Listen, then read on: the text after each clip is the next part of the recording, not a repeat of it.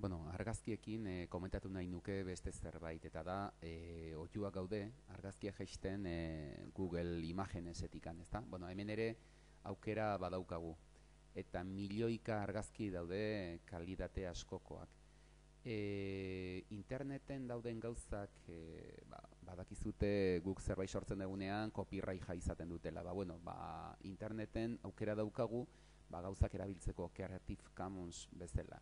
Eta orduan hemen esplikatzen du, bueno, nola ze argazkiak ze erabilitzak egun edo ezin ditugun erabili. Orduan, guk hemen jarriko bagenu, ez dakit, musika adibidez, musika, baina Creative Commons bezala, azalduko zaizkigu, bueno, hainbat pertsonak bidali dituzten argazkiak, jaisteko aukera izango ditugu. Nola?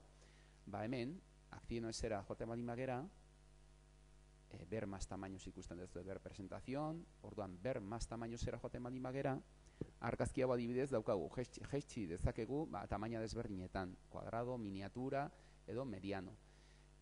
Hala ere, badago aukera argazki handiagoak eta sartzeko. Adibidez, gure argazki honetara joate baldin bagera, ikusiko dezute nola argazki hau, nola nirea den, askoz ez aukera gehiago ematen dizkidala. Importantea, ber más tamaños, bueno, aukera daukagu, ikusten dezutenez, bueno, handia ere bai. Bai. Orduan, bukatzeko, beste aukera rotar, argazki aldatzeko, bueno, buelta emateko, daukagu, presentazio ere bai, eta niretzat interesgarria da editatzeko aukera ematen digula, Picnic izeneko programarekin. Lehen aipatu dut, Picassak ere aukera hau ematen duela.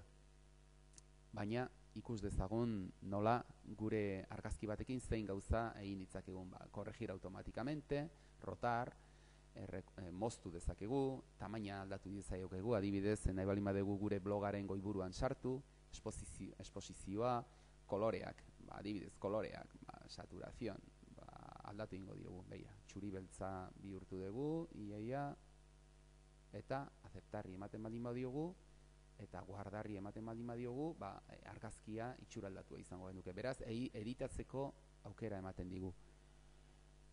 Eta, hoxe izango litzateke argazkiei buruz guztia.